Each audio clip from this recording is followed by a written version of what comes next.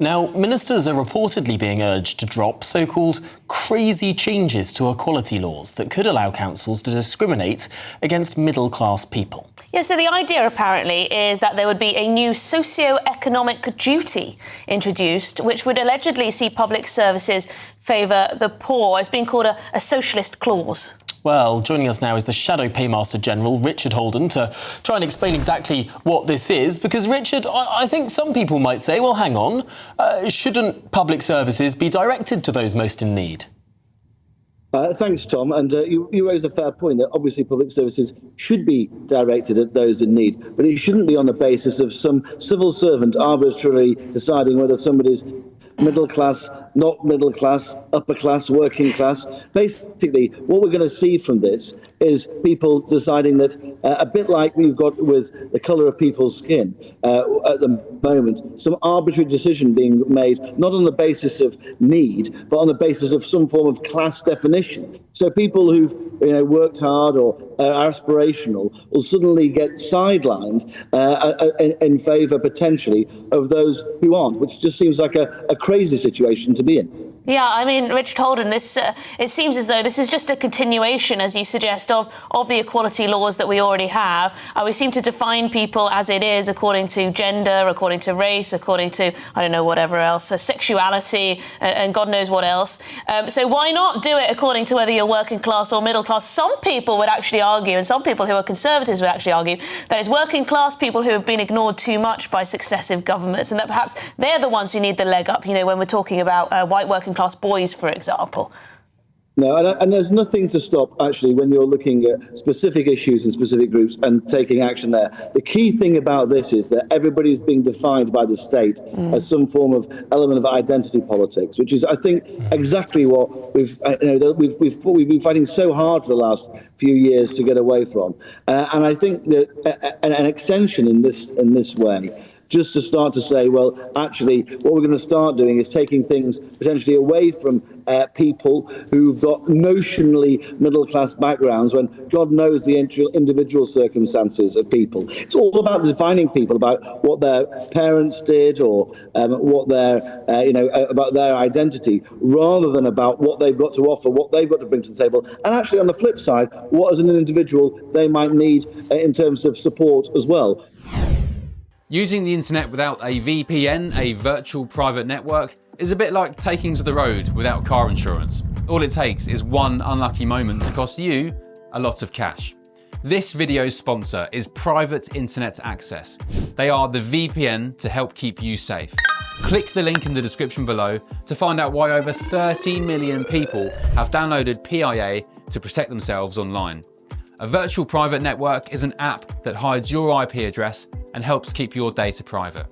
When you're browsing the internet at home, you give up a large amount of data to businesses, to shops, and indeed to social media giants too. Hackers have the ability to steal your personal data with ease, including sensitive information such as passwords, keystrokes, and even your personal photos. Private Internet Access helps protect your personal data by encrypting your internet connection to keep your data out of the hands of cyber criminals. And it's not just hackers either to be concerned about. Information can be censored too. When Canada passed their C-18 bill, social media giants decided to ban news content on their platforms. But PIA can protect your ability to consume the news and content you love. Private Internet Access is available for Windows users, Mac OS, Android, Linux, iOS, and you can use one PIA subscription to protect an unlimited amount of devices. And we've got a huge GB News discount for you too. Click the link in this video's description and you'll get a massive 83% off PIA. That's under £2 a month, the price of a coffee, and you'll get an extra 4 months completely free on top. Also, there's a 30-day money-back guarantee too. Visit piavpn.com/GB News to start protecting yourself digitally today. So, imagine a situation in which we saw this an article in the Mail just a few days ago.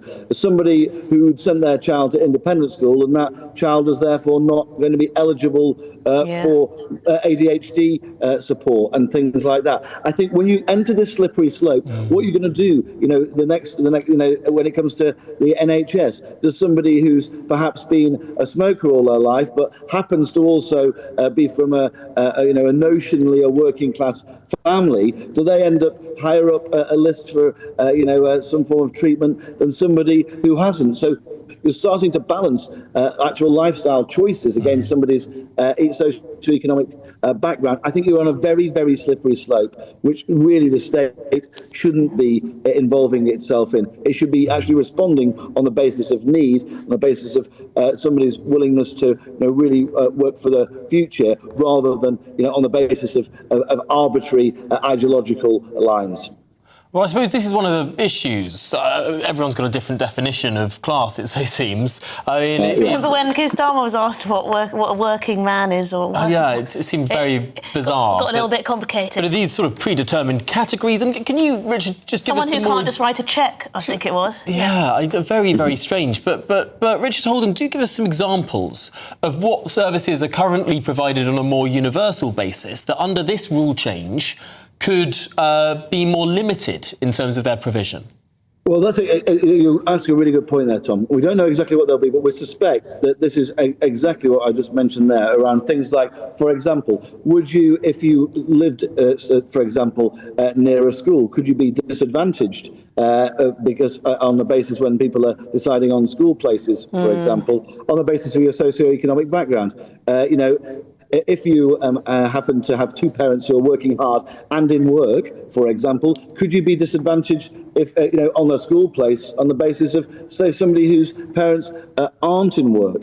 There's all sorts, and for example, NHS cases as well. And we've already seen this in the past in issues around housing. Now, there's been a big push in recent years from certain, usually conservative-leaning local authorities to actually put the needs of people who've lived in an area for a long time or veterans further up the agenda. The concern on this would be suddenly we're starting to go to a situation where if you aren't working, if you haven't sort of paid into the system, if you aren't playing by the rules, you might have arrived here very recently, suddenly you're going back up the list because of these notional socio-economic variables. And I think that's what's really concerning. We don't know where it could be used, but we know that it's going to be used against people who work hard, who are aspirational, and who are backing. Yeah, I think it's certainly sending the wrong idea out there. Richard Holden, really appreciate your time. Shadow Paymaster General there. Yeah, Thank you. Equality law. So it already has race, already has age, already has gender, already has disability, already has sexuality, and now it could have the inequality of social class added to it. So let us know what you think of that. I mean, does no one actually understand what class... I mean, J.K. Rowling sees herself as working class. Alan Sugar sees himself as working class. Class is not the same I'm as not sure J.K. Rowling, with her cigar off a yacht in the Mediterranean, can really call herself working class anymore. She absolutely can, because class is about how much money you have. I feel like that cigar on that yacht class is nothing to do with how much money you have. That's such an American interpretation. Well, I think it's one of the indicators, isn't it? No, it's not. There's many. Class is about your background, what school you went to, what your parents did. That's class. But then there's also social mobility, isn't there? So you're saying that you live in it. You live in it forever. I don't think that's true. I think a lot of people would take pride in their class. I think you can start off working class. You can then. Yeah, a lot of people take pride, of course, but I think it's a movable feast. I don't think within one generation it necessarily is. I think it is. I don't know if you want it to be.